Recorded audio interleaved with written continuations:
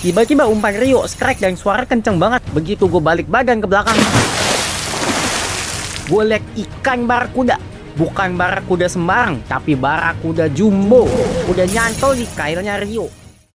Mancing, aktivitas bapak-bapak yang melatih kesabaran tapi belum tentu menghasilkan. Dan gua mau ceritain pengalaman mancing gua di salah satu kepulauan Indonesia. Disclaimer, ini bukan pengalaman mancing pertama gua. Sebelumnya gua udah pernah mancing, tapi ya gua nggak jago mancing, atau bisa dibilang noob.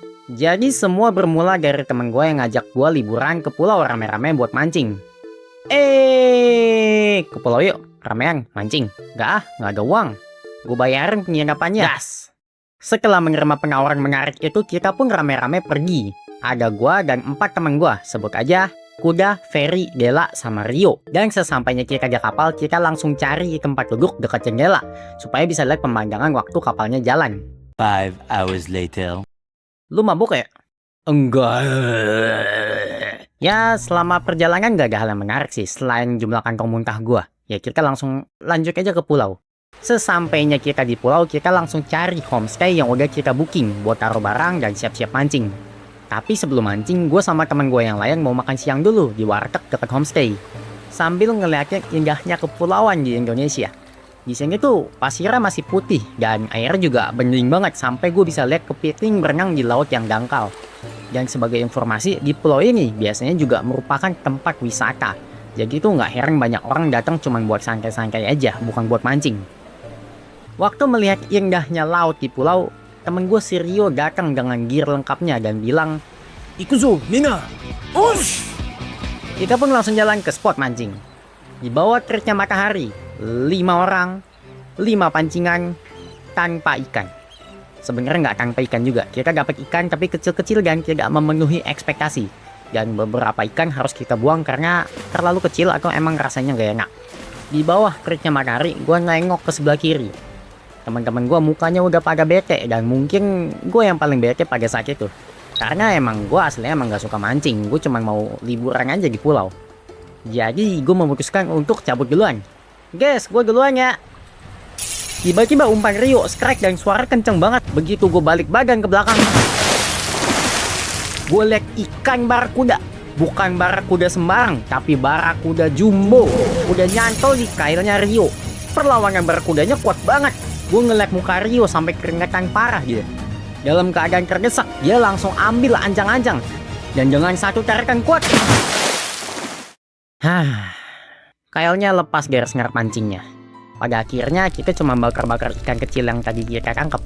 Tapi karena belum puas dan masih lapar, gue bareng Ferry dan Kuda berinisiatif buat jalan di sekitar pulau. Refreshing dikit sambil cari jajanan. Dan waktu jalan-jalan gue ngeliat sesuatu dari kejauhan. Di pinggir laut ada satu warung kopi kecil. Di sana ada ibu yang punya warkopnya lagi mancing. Tapi yang janggal, dia bukan mancing pakai joran pancing, tapi dia pancing pakai botol teh bekas. Karena penasaran, kita pun memutuskan buat nongkrong di sana sambil ngopi. Mancing apaan ya dia pakai botol teh? Ikan-ikan kecil kali, malam-malam kan banyak. Cuman pakai botol teh bekas, beliau narik barakuda semudah itu. Walau emang size-nya nggak segede barakuda tadi siang. Tapi tetep sih, kita yang pakai pancingan mahal, nggak ada harga dirinya dibanding sang ibu. Langsung respect kita ke si ibu. Dan karena ngeliat kesaktian teknik yang ibu pakai, kita ngabisin waktu semalaman nongkrong di warung kopi ibu sambil latihan mancing pakai botol teh bekas. Sampai keesokan harinya tiba. Dengan persiapan matang sepanjang malam, hari ini kita berlima punya target yang sama. Barakuda jumbo. Tapi hari ini beda.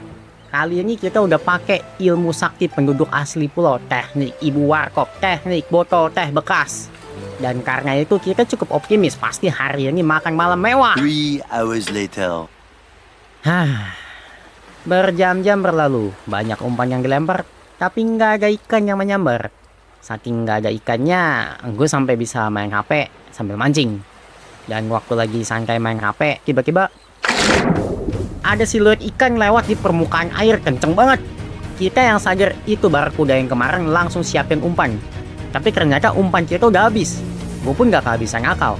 Gue inget di daerah dangkal laut banyak kepiting kecil yang bisa dijadiin umpan buat ikan. Gue langsung nyuruh temen gue buat perhatiin ikannya biar gak ngilang. Dan gue mencoba buat nangkep kepiting yang ada di pinggiran. Berkali-kali gue tusuk, berkali-kali gue gagal. Kepitingnya cepet banget kaburnya. Cepetan umpannya, barakudanya mulai menjauh. Sabar. Gue ngeliat teman-teman gue, mereka udah mulai kehilangan jejak si ikan. Karena ikannya mulai menjauh dengan rasa ingin makan malam mewah.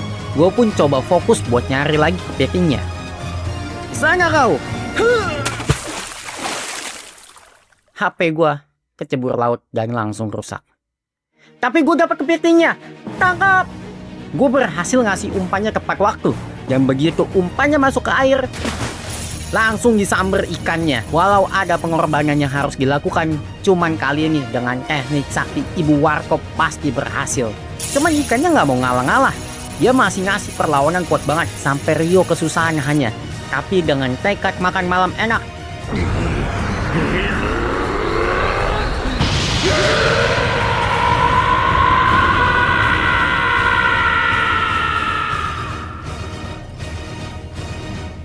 pertarungan dengan ikan barakuda selesai.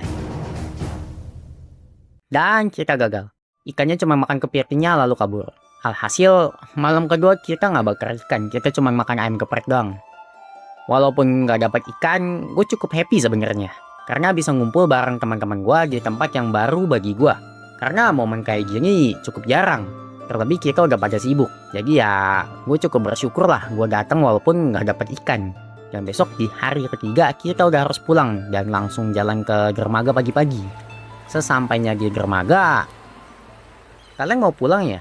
Iya, maaf deh, hari ini hari libur nasional, nggak ada kapal penjemputan. Nggak ada kapal, mau nggak mau nginep 1 hari lagi. Mana duit udah habis, masa ngutang lagi? Nggak apa-apa lah, 1 hari doang. Kita bisa ngabisin waktu buat mancing, main, atau mungkin main Mobile Legend.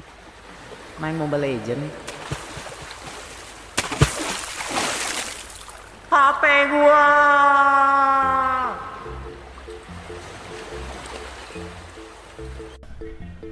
Gila, akhirnya selesai juga ini konten. Capek sumpah, nggak bohong. Ini konten tersusah gua so far. Gara-gara banyak banget scene-nya. Dan scene-nya itu scene action ya, rata-rata. Dan background-nya baru semua. Jadi itu pengerjaan lama banget. Terlebih kan juga ada masalah lain kayak misalkan gua harus magang kerja. Yang magang pun udah habis sih. Gua kemarin kebanyakan ngabisin waktu buat persiapin presentasi magang. Belum lagi UAS. Gua harus siapin laporan sama jurnal buat dikumpul. Belum lagi latihan, gua harus latihan buat persiapan lomba, banyak banget gila. Tapi untung kontennya selesai sih. Puji Tuhan kontennya selesai. Walaupun gue record dalam keadaan sakit ya, gue pilek dan agak bindeng. Ya kalian juga harusnya kalian notice waktu nonton konten ini, awalnya voice-nya oke aja, cuman lama-lama kayak makin aneh. Nah itu gue udah mulai capek. Bahkan sekarang gue udah capek banget sih. Ya mau gimana ya, ini bukan job utama gue, jadi ya gue mau konsisten juga susah. Cuman ya emang kalau bisa ke depannya gue mau lebih konsisten dalam pembuatan konten sih, terutama jadwal upload. Soalnya ya gila itu susah banget dikontrol cuk, banyak banget halangannya. Cuman ya semoga kedepannya bisa upload on time sih. Ya mungkin untuk konten ke depan gue bikin yang simple dulu, yang gampang dulu, supaya gue ada waktu istirahat ya, waktu riset, biar antar dua konten setelahnya baru bisa dibikin lebih wah lagi. Karena udah ada waktu mungkin ya, karena juga gue udah istirahat. Ya mungkin ya segitu aja lah. Dah.